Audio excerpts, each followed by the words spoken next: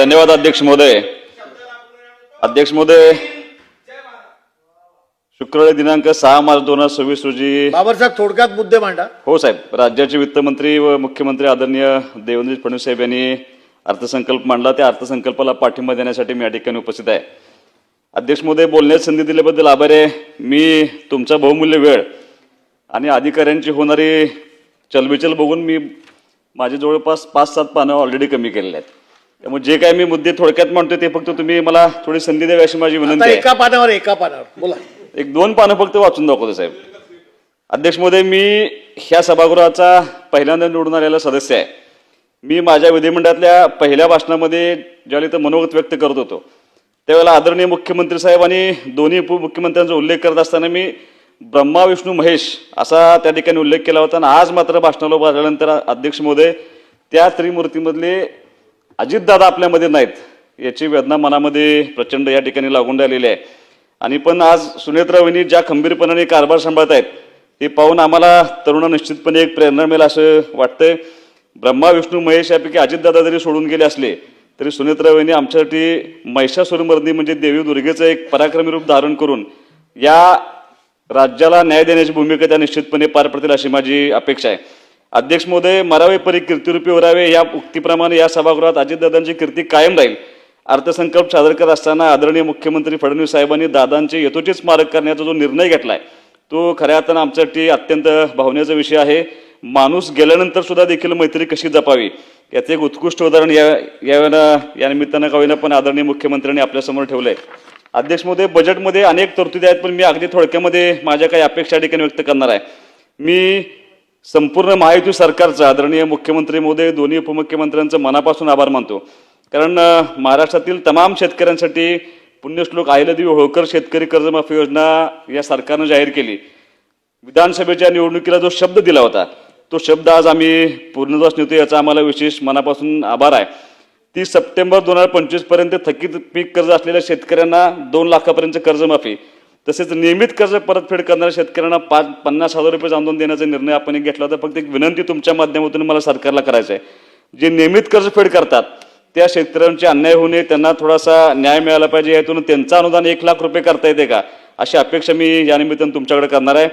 त्याचबरोबर सगळ्यात महत्त्वाचा निर्णय म्हणजे शेतकरी कायमस्वरूपी कर्जमुक्त व्हावा या हेतूने एक समिती स्थापन करण्याचा निर्णय माननीय मुख्यमंत्री महोदयांनी घेतला आणि त्यांच्या शिफारशीनुसार इथून पुढे काम करण्याची जबाबदारी त्यांनी स्वीकारलेली आहे. राज्य शासनाच्या वतीनं ॲग्रोटेक असेल, ॲग्रीटेक असेल, महावेद असेल, क्रॉपसॅप असेल, महाडीबीटी असेल इत्यादी डिजिटल प्लॅटफॉर्मच्या माध्यमातून एकात्मिक इकोसिस्टीम उभा करण्याचा निर्णय निश्चितपणे घेतलेला आहे. मुख्यमंत्री बळीराजा मोफत वीज योजना सुरूच राहणार असल्याची घोषणा त्यांनी केलेली आहे. त्यासाठी तब्बल 20,000 कोटींची तरतूद केली. यापूर्वी 32,756 कोटी रुपये या ठिकाणी दिलेले आहेत. एक महत्त्वाचा निर्णय या बजेटमध्ये घेण्यात आला तो म्हणजे स्वर्गीय गोपीनाथ मुंडे अपघात सानुग्रह योजनेमध्ये शेतमजुरांचा समावेश केल्याबद्दल मी तुमचा मनापासून या ठिकाणी आभार मानतोय. सिंचनाच्या बाबतीमध्ये खूप मोठी तरतूद या बजेटमध्ये केलेल्या. अध्यक्ष महोदय, मी अशा मतदारसंघाचं प्रतिनिधित्व करतो की ज्या मतदारसंघामध्ये पिण्याच्या पाण्याची सुद्धा भ्रांत होती, पण महायुतीच्या सरकारच्या माध्यमातून आशिया खंडातली सगळ्यात मोठी लिफ्ट इरिगेशन स्कीम पूर्ण करण्याचा निर्णय आपल्या सरकारने घेतला. ते आज पूर्णत्वास जाते. त्याच्या 6व्या टप्प्यासाठी थोडी तरतूद करावी अशी मी या निमित्तानं विनंती करणार आहे. अर्थसंकल्पामध्ये कोल्हापूर सांगली जिल्ह्यातील पूर निवारणासाठी जागतिक बँकेच्या मदतीने 2240 कोटीचा प्रकल्प कृष्णा खोऱ्याचे पुराचे पाणी वाहून नेण्यासाठी ते उपयोग करणार आहेत. माझी विनंती एवढीच आहे की ते करत असताना दुष्काळी भागामध्ये जे पाझर तलाव आहेत त्या पाझर तलावांचं साठवण तलावामध्ये रूपांतर करून ते पाणी त्याच्यामध्ये सोडण्यासाठी तुम्ही प्रयत्न करावा अशी विनंती करतो. अध्यक्ष महोदय, महिलांसाठी भरीव तरतूद करण्यात आली आहे. मुख्यमंत्री माझी लाडकी बहीण योजनेसाठी भरीव तरतूद केलेली आहे. सगळ्यात महत्त्वाचं एकल महिलांसाठी त्यांचं सर्वेक्षण सुरू असून तो अहवाल आल्यानंतर याच्यासाठी पुढचं धोरण ठरवण्याचा निर्णय राज्य सरकारने घेतलेला आहे.